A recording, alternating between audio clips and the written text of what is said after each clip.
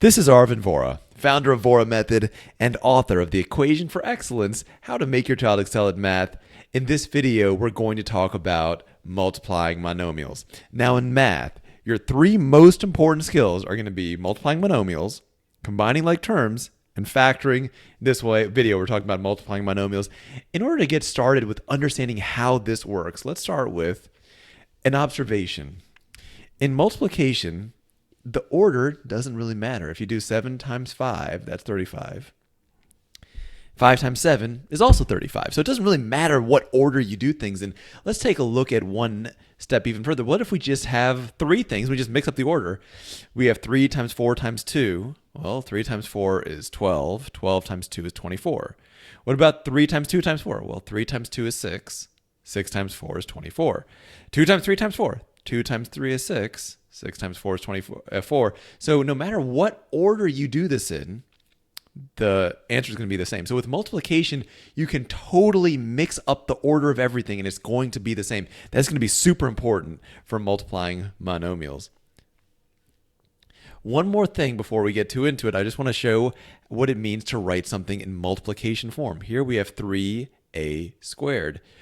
This exponent 2 only applies to the a. It doesn't apply to the 3. It only applies to the a.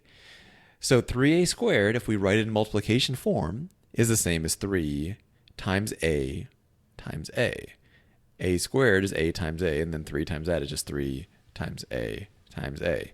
Let's go ahead and now actually use some of these principles to show how we can actually multiply monomials. Suppose that I have 3a squared times 7a to the third. 3a squared, that's 3 times a times 7a to the third times 7 times a times a times a. Now here's what I'm going to do. I'm going to remember that I can rewrite these in whatever order I want, whatever order I like. Here's the order that I like. I like taking the numbers and bringing them all at the beginning and then having all the letters come after the numbers. You might feel differently, but this to me is the easiest way, and most people find this to be the easiest way. Bringing all the numbers to the front and then putting all the letters after that. So I've put the 3 at the beginning followed by the 7. So I have 3 times 7, and then I just do this a times a times a times a times the final a. So 3 times 7, that's 21, and then I do times a. That's 1, 2, 3, 4, 5 of these. A times a times a times a times a is a to the fifth. That's 21a to the fifth.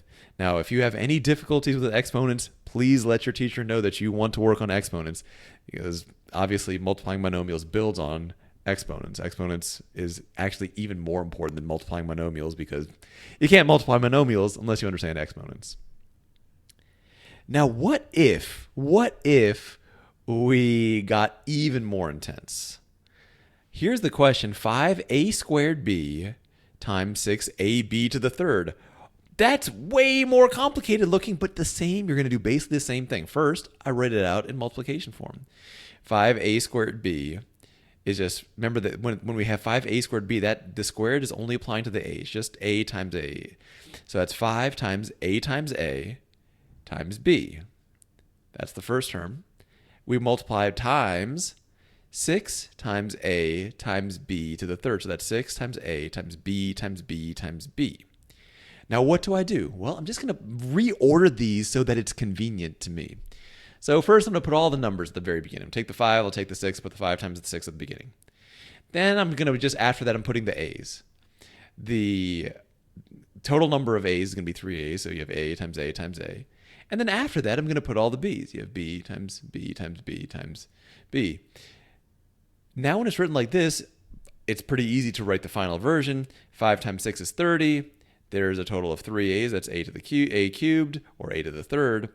And then 4 b's, which gets you a b times b times b times b is b to the fourth. Now remember, all of this builds on just this simple idea, which is you can just change the order of multiplication however you want, and it's still the same. Here, what did we do? We started out with this order of multiplication, which is kind of inconvenient.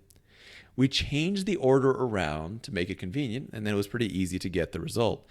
Now, as you get more practice with this, you might be able to start doing some of these in your head, but at first, it's always easier, it's always better to just write down the whole thing, rewrite it in a convenient order, and write it out like this. Combining like terms, multiplying monomials, and factorings, that is going to be the core of your algebraic skills. Multiplying monomials is going to be actually a prerequisite for a lot of types of factoring. So it's a really, really crucial skill. And it just builds on the simple idea that you can change the order of a bunch of terms that are being multiplied. So again, what do? You take the thing, write it into multiplication form, reorder it into however it's convenient, and then it's going to be really easy to get that final answer.